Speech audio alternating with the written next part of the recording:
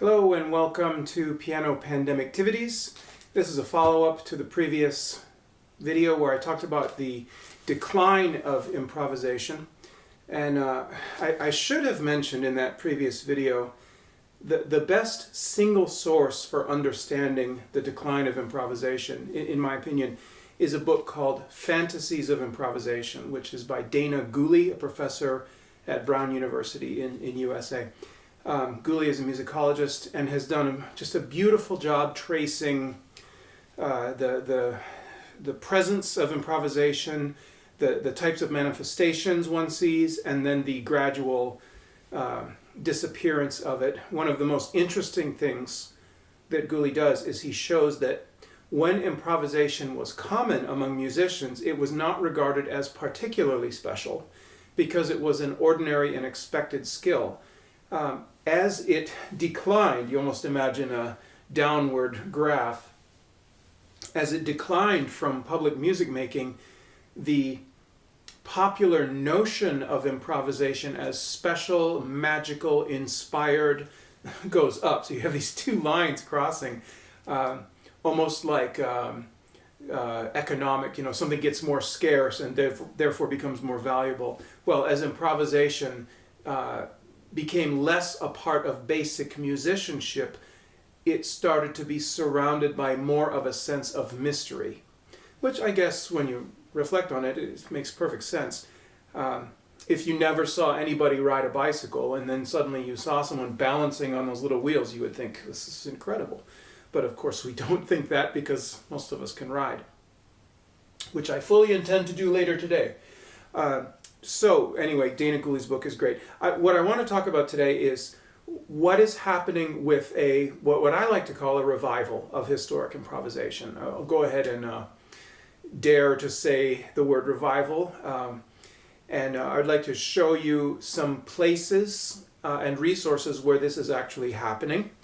And we'll provide links to everything in the description if you want to look further. A side note, I'm a strong believer in full disclosure, not doing bait and switch or just sort of in a sneaky way trying to promote my own stuff. So I want to tell you, I am going to promote my own stuff a little bit later. I'm going to mention some of my own projects and I'm going to try to get you to pay attention to them. If you don't want to do that, they will be near the end and you can skip that part. So full disclosure, honesty, transparency. All right, so who's doing what in improvisation? First of all, I want to mention the CMS Manifesto, which is College Music Society. It's an American organization of music professionals, primarily professors.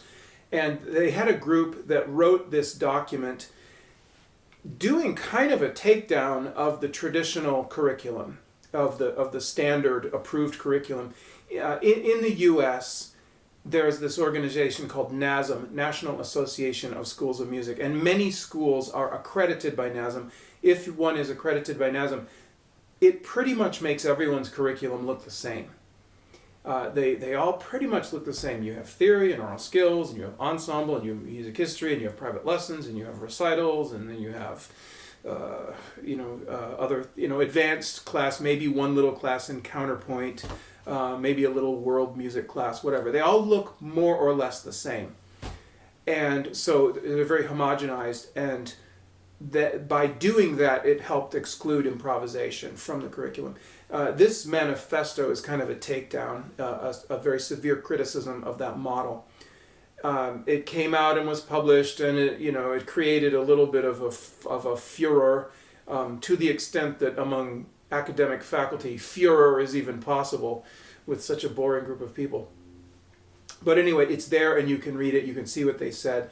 I kind of feel like they were a bunch of environmentalists saying that internal combustion engines are bad and they pollute. Well, that's sort of obvious, but on the other hand, they are so integrated into our society that doing anything about it is very difficult and incremental, and so sweeping change has certainly not come out of this document. So you can read it. It's long and boring, but it did start a lot of conversations around this question of why can't musicians improvise who are trained in the classical tradition. Okay, so anyway, what's going on? I see really three approaches to historic improvisation here. And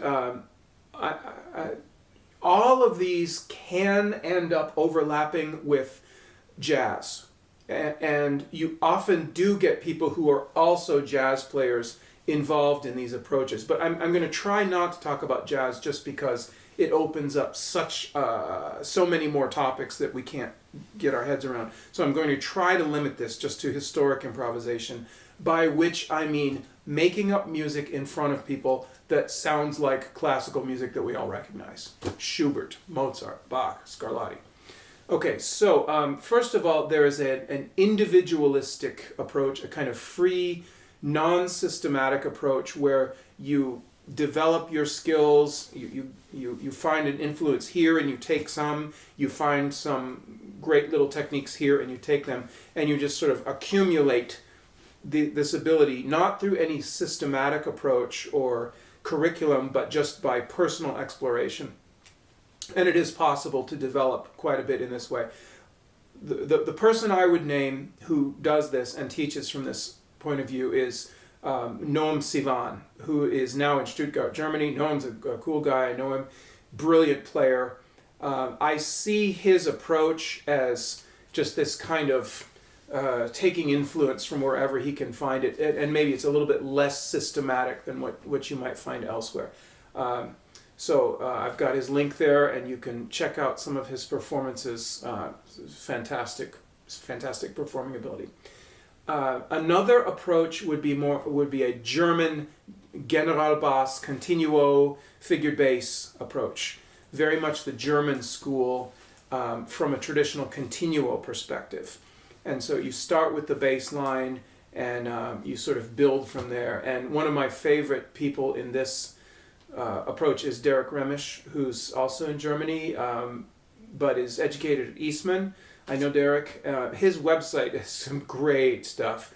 Now, granted, he drifts into other approaches, but he's really working to establish himself as a leader in the German general bass approach to improvisation. Similar, although again overlapping, would be the Schola Cantorum Basiliensis, in Basel, Switzerland. The school there, the Schola Cantorum, they do teach a lot of figured bass, a German approach, although they also drift into Partamento quite a bit as well. All right, now I mentioned Partamento, and this is from the Italian approach, and I personally teach Partamento, although the other approaches I'm happy to drift into those and use those, but the way I really have found, in my opinion, the most effective approach, building precept upon precept upon precept, is to use Partamento. I use the Giovanni Furno treatise with beginning improvisers because it is the most systematic, and it helps them wrap their heads around how this actually works. So in the area of Partamento, I will mention there is a Facebook group just called the Art of Partamento. You can apply for membership if you just search for it and request to be admitted. It's got lots of members and good discussions going on. I will also mention my friend Ewald de Miera, who is from Belgium, and Ewald is a harpsichordist and professor and does some beautiful Partamento videos. Ewald is a kind, gentle man and a wonderful player, and explains the Fenaroli tradition of Partamento with great systematic precision. Okay, so it's really, really admirable. Where I teach online, this is now a commercial, is called Improv Planet.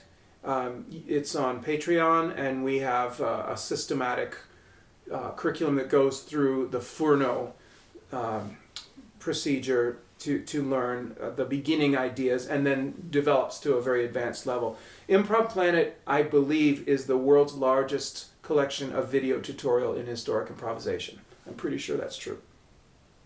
Also, don't forget, there is a website called Partamentoorg, which has a lot of the important Partamento historic documents, but in modern notation. Not in old manuscripts that you can't read, but in clear modern notation. I use Partamentoorg all the time. It's got some great stuff on it. Let's see. Combinations of approaches. I'll mention something that's coming up. This isn't public knowledge yet, but I'm going to go ahead and spill the beans here.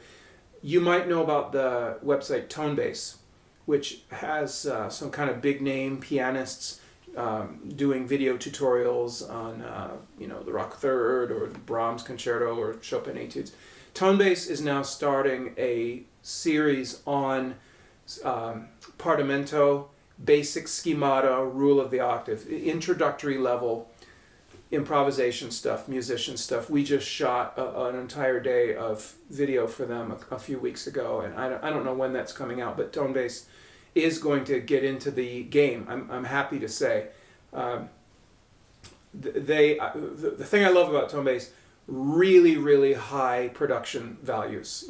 Beautiful camera work, editing, everything is just super professional, completely unlike the videos I make. Also a combination approach. Where is it? Sorry. Here we go. This is a commercial again. This is my book, The Pianist's Guide to Historic Improvisation. I do get into schemata and Partamento. I deal with them both. But I wrote this for a kind of popular audience that has never improvised, and so it takes a while to get up to the more advanced ideas of Partamento. I start with some fairly easy exercises in just getting off the page. I've got a friend he lives outside Columbus, Ohio. He's actually like a jazz pianist and a farmer.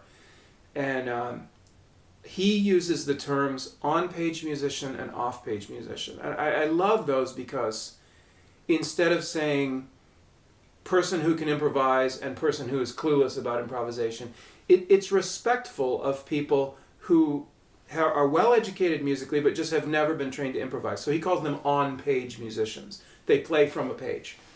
And then he speaks of off-page musicians, musicians who don't deal with printed music. And then, of course, there's people who are both. I wrote this first chapter. The first couple chapters in here are for on-page musicians who have never gotten away from the printed score. And what I find is that when you're an on-page musician, it's very, very difficult to make decisions for yourself about what the music should do, because one's entire training is obeying the instructions of the printed page. Nobody is more trained and great at obeying printed instructions than a bunch of pianists who went to music school. We obsess over every staccato dot, for crying out loud. We talk about the difference between, a dot and a wedge and a this and a that, and if the slur goes here. I mean, we just go crazy over it. There is a price to pay for that level of scrutiny of the printed page, and that is that if we take it away, one can't play.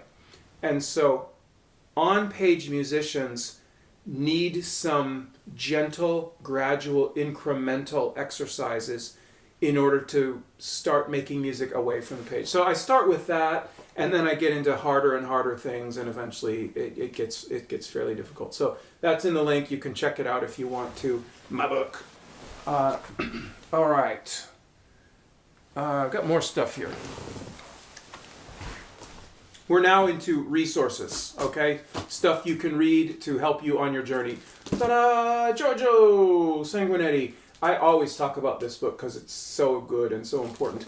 A few people knew about Partamento before Giorgio's book, but this is what really explained it to most of us. It's part musicology and part theory and part practice.